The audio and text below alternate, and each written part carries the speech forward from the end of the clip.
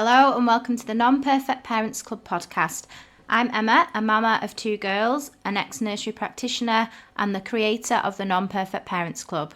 The Non-Perfect Parents Club is all about support, honesty, truths, acknowledging that none of us can be perfect parents because it's impossible, and basically just speaking the unspoken. The only rule here is no judgment allowed. I love hearing people's stories. I love finding out about other parents, their family dynamics, their values, and how they tick. So that is what this podcast is going to be. Some great honest conversations about parenting, hopefully delving into some nitty-gritty thoughts and feelings that will make us all laugh, cry, and sigh a big sigh of relief.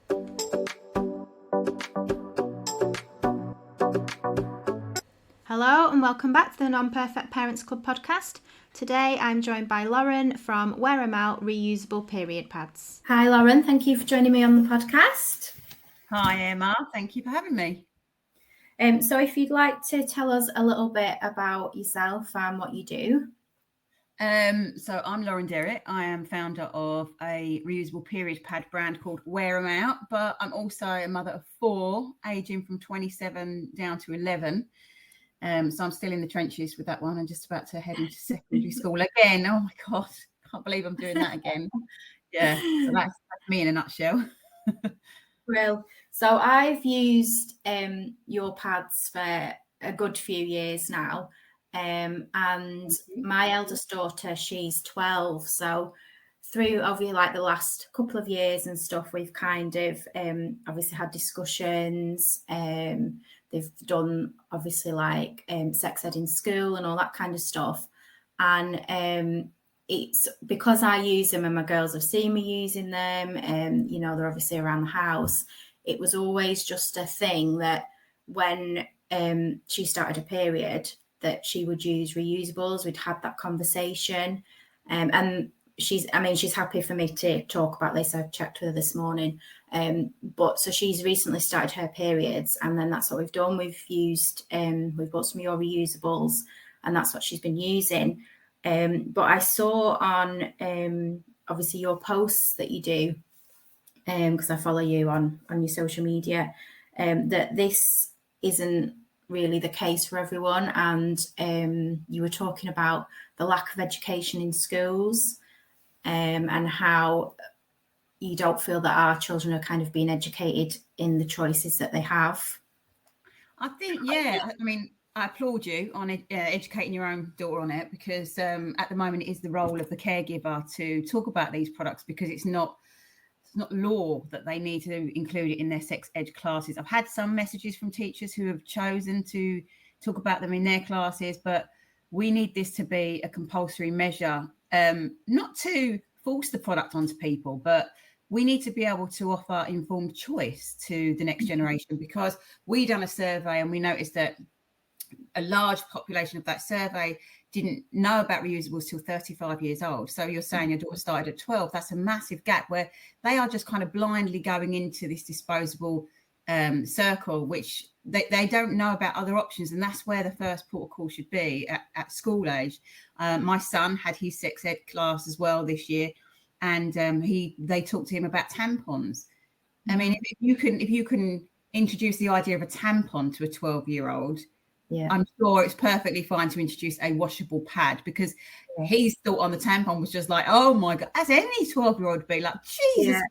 I mean, for one, he said he knows how babies are made and he's never doing that because it's disgusting. So, you know, I don't think it's too much of a push to ask them to talk about reusable products, but not in a selling format, but in an educational format.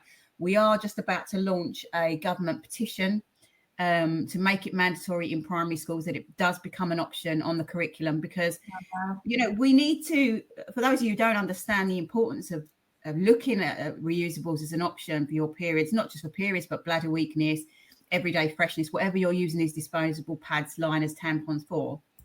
They contain 90% single-use plastic. They take up to 800 years to break down. In the UK alone, there's 200,000 tons of them being thrown onto landfill. And that's not including I think it's 8 billion or something that are being flushed away.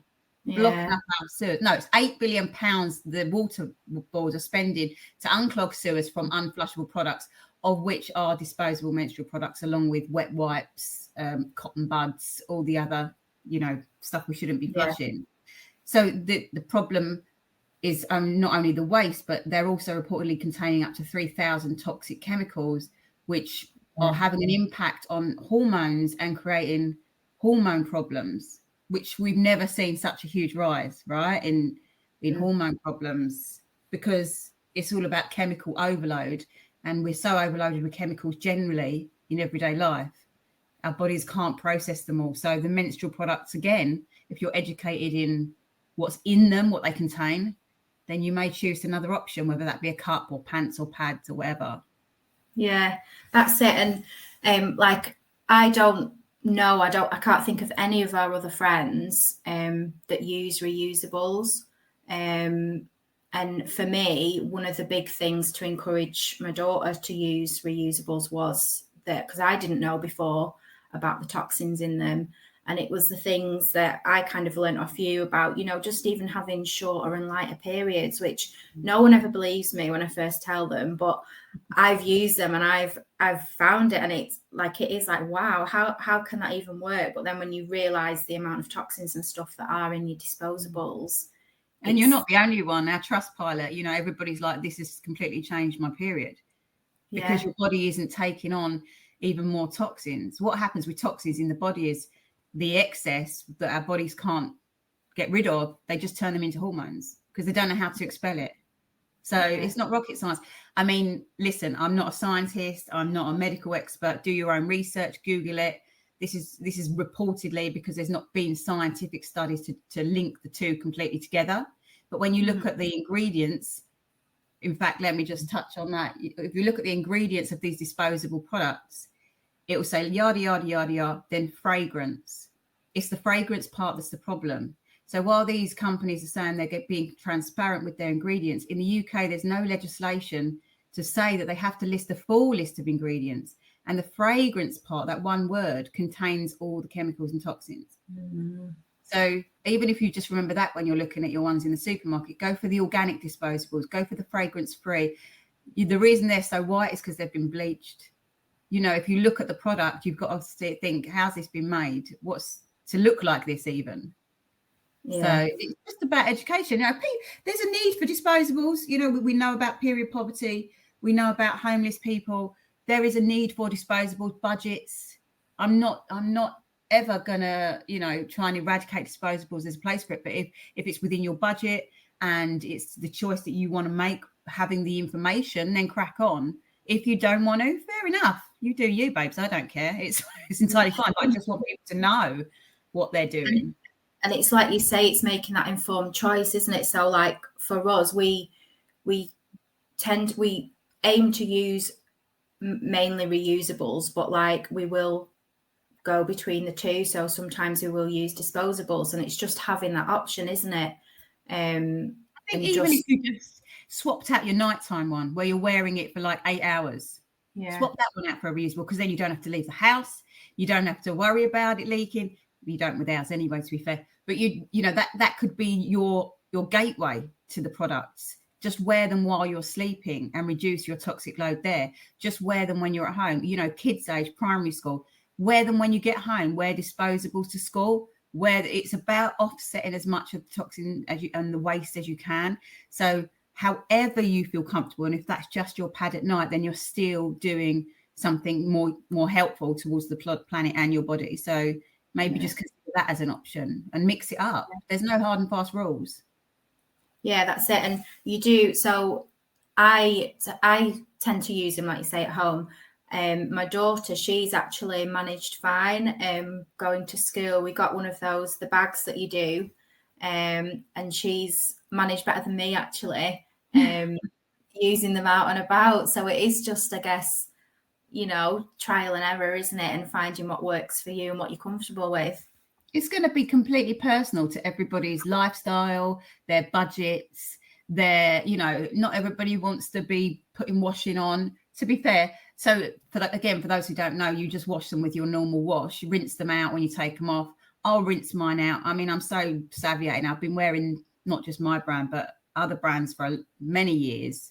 I was wearing them for about 5 years before I created my own brand. And I created my own brand because the ones that were on the market were really ugly, weren't great, and I didn't really want to talk to my mates about it. So I was like, what we need is a pad that looks good, that works really hard, and that can create this conversation. People aren't going to shy away from the conversation. They can be like, oh my God, did you see this brand? It's really cool. So that's why I created Wear 'Em Out, because I wanted it to be part of the everyday life rather than some sort of hidden secret stashed away. So it's got to work entirely for your lifestyle, your budget, what you want to do washing wise. You can hand wash them. I mean, I've hand washed them in the shower with shower gel. You just got to make it easy. I think the way to look at it is, if you leaked out on your pants, you wouldn't burn them. You'd put them in the machine. You know, your jeans, your bedding. We've all done it. You just chuck it in the machine, and they're no different to that. So, and I think it's that thing, isn't it, of like, it doesn't need to be a taboo subject. You know, it needs to be an open conversation. There doesn't need to be the shame or the embarrassment, just so that I still find, I think it's better, but I still find that there is this kind of embarrassment around the blood. 100%. And I still, like, I'm perimenopause. You wait till that comes, babes. Honestly,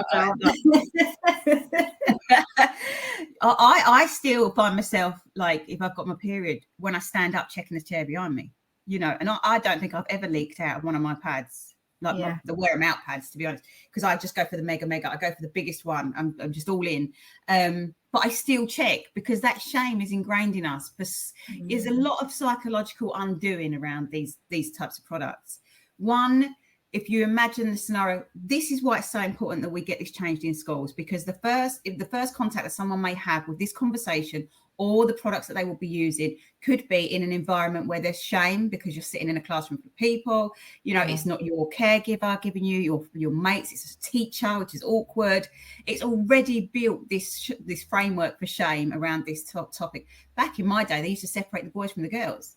Now, periods, you know, not only do they affect 50% of the population, and they're the reason that we can create life, but secondly, my husband has to deal with periods because I deal with periods. My sons have to deal with periods because their girlfriends have periods. This is a conversation that every single human being needs to be part of, because our 28-day cycle, you know, can change our personalities, as we know. And these people have to live with us. So why not educate them as well in the fact that, all right, I might be a bit grumpy that day, but Jesus Christ, I'm bleeding out my hole. Give me a break, you know. These conversations need to be had in every situation, to our sons, to our husbands, to our partners. Everyone needs to talk about periods. It's part of life. Yeah, that's it. That's made me laugh, actually, because my husband is the only male in our house. There's me, and then we've got 2 daughters.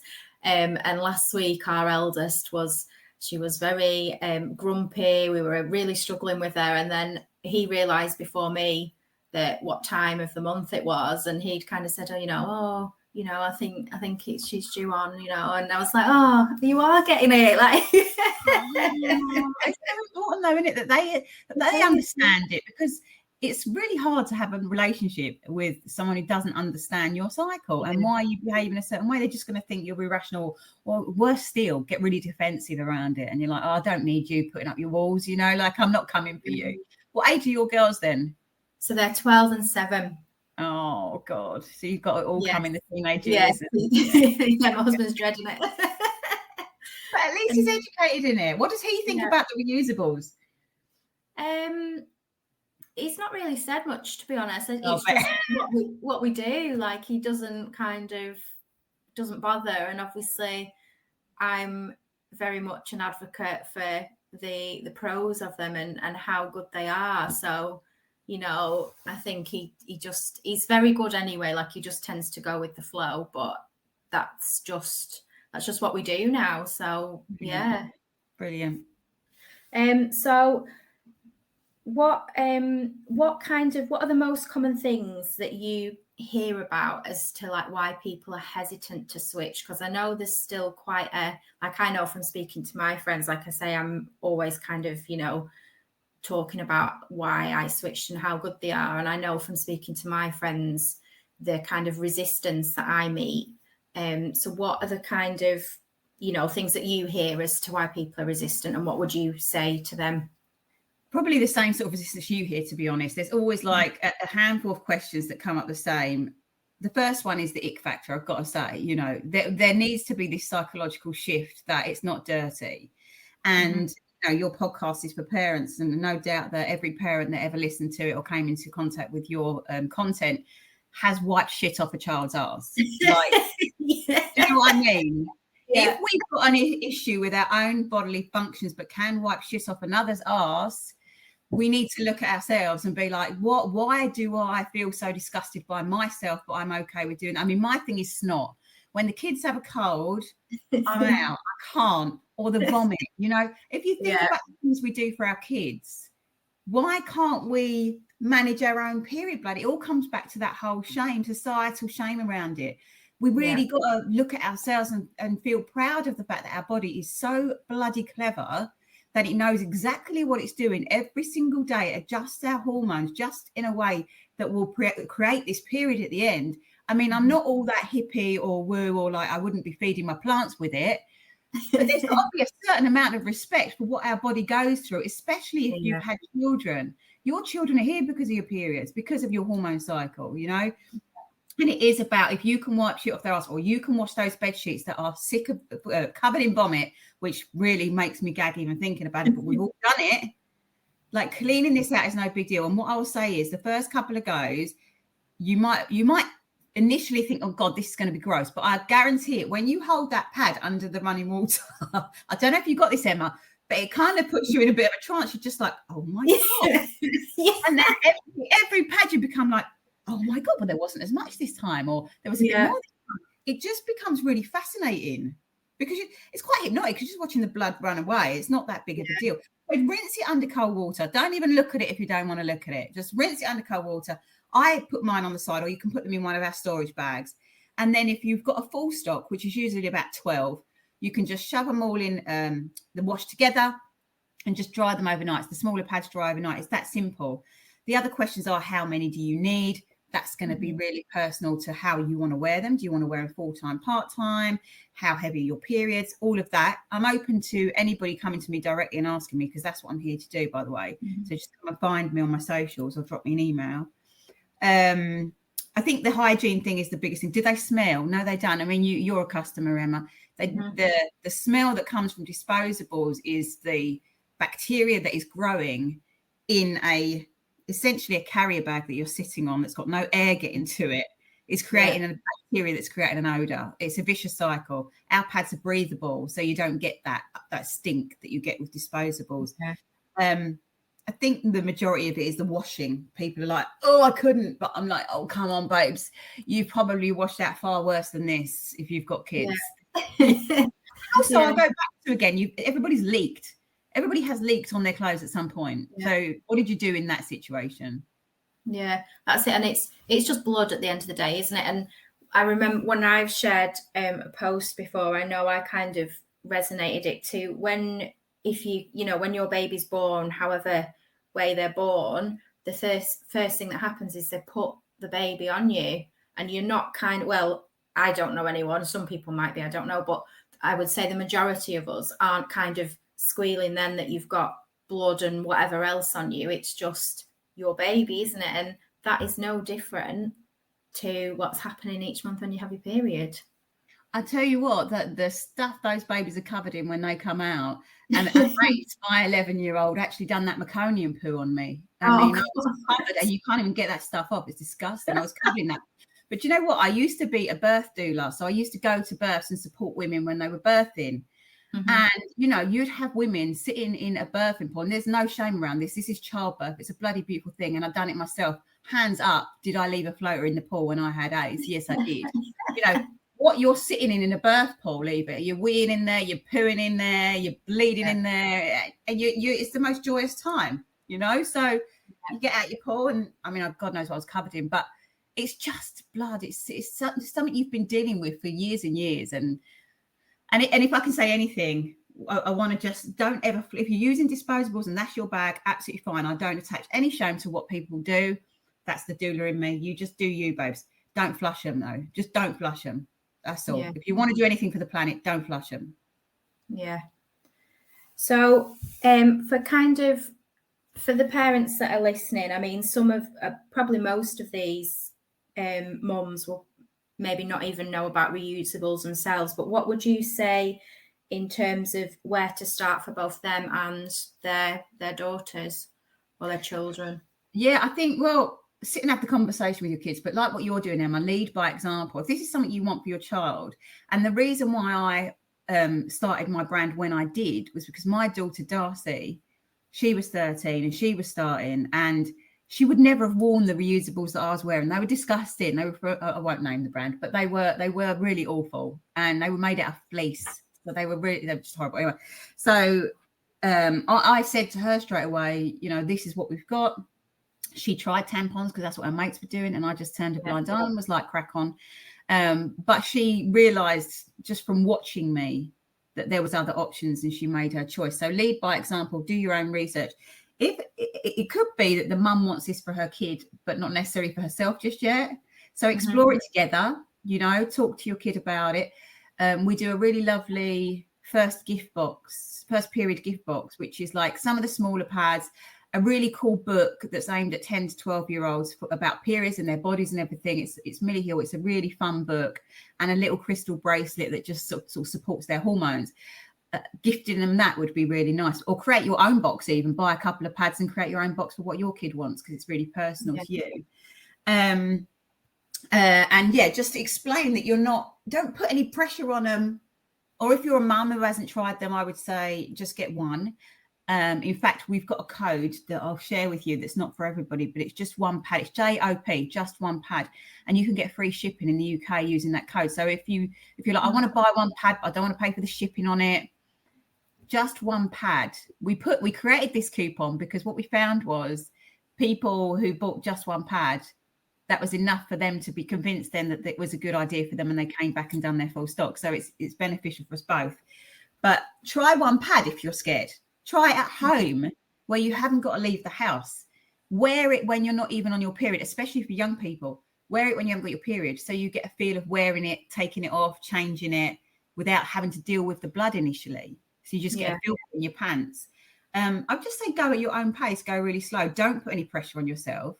Don't think that you have to be an eco warrior, and if you start wearing reusable pads, you've got to start knitting your own clothes, because I'm all about, you know, I'm no eco warrior. I call myself eco curious. I'm interested in other options for sustainability.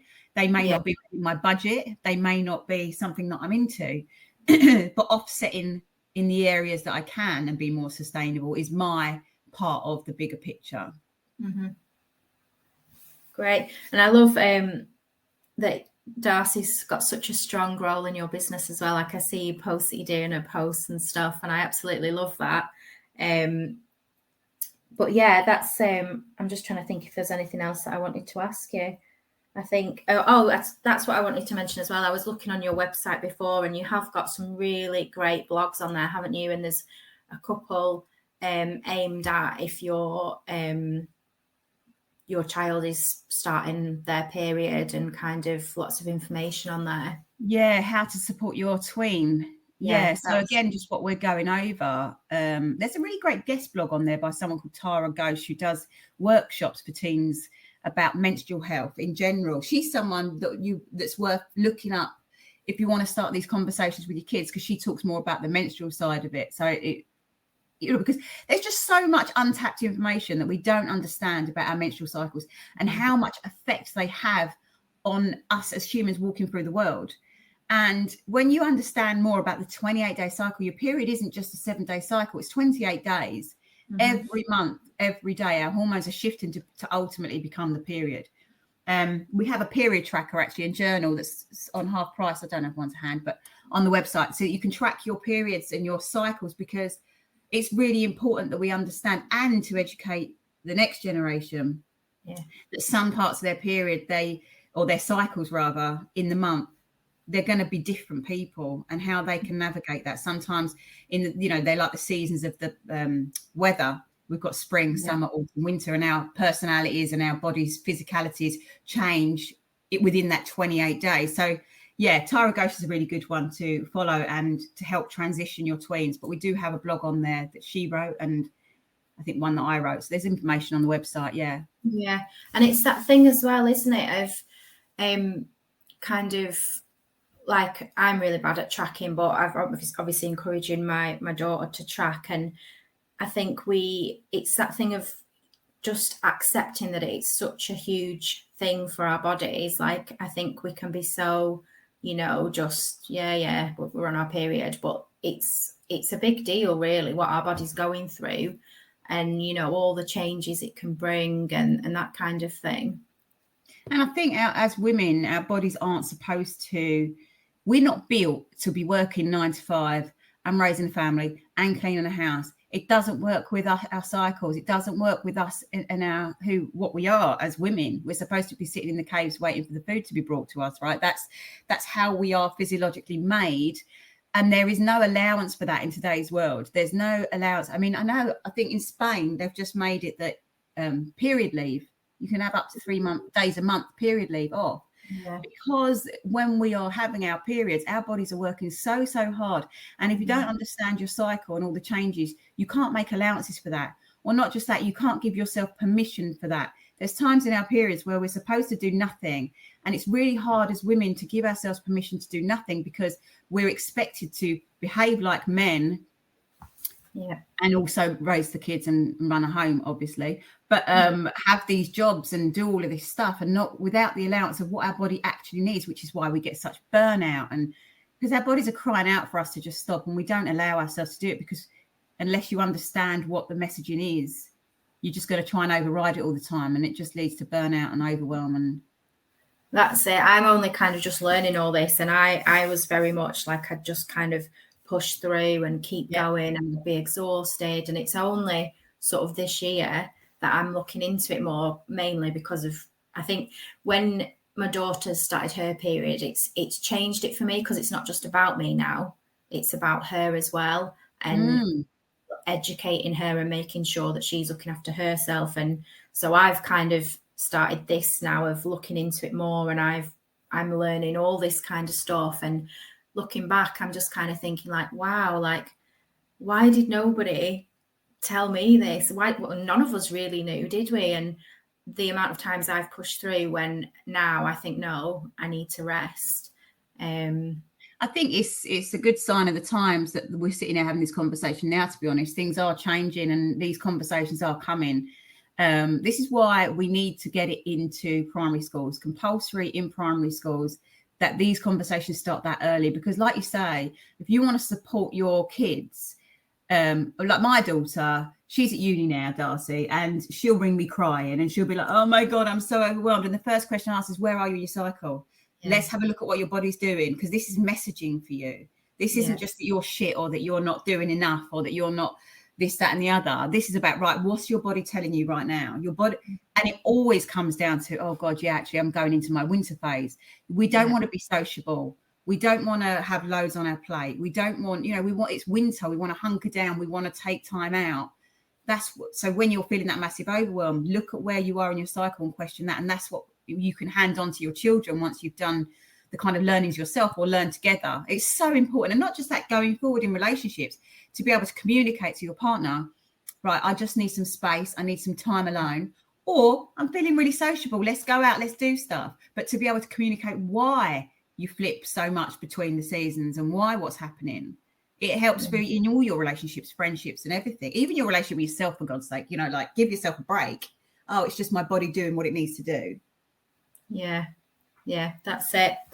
I think that's everything that I wanted to ask.